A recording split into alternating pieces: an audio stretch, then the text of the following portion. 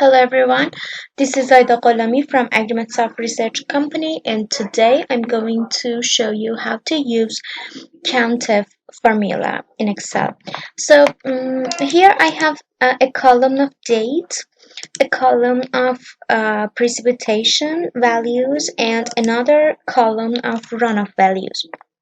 Here I want to count the cells that are count the runoff events when they are bigger than for example 0.01. Okay, I select the cell, I put an equal mark, I write count if.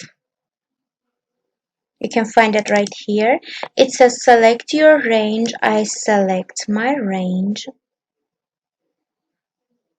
Okay, I can do that.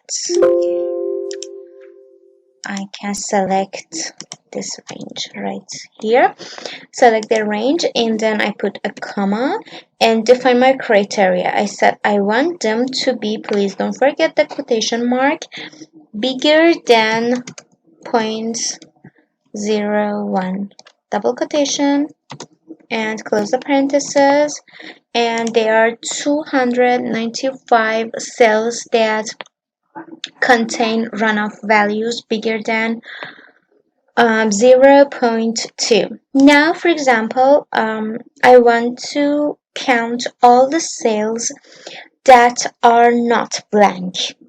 Okay, I put an equal mark, I write countif,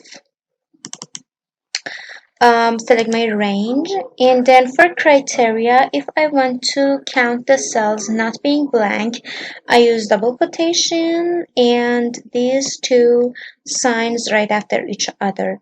I close the parentheses, and there's 1442 cells that are not blank. Okay, so I can work with them. So that's it for today's video. I wanted to show you how to use counter formula with two examples. I have another videos about counter function. Please check them out. I will see you in the next video, and bye.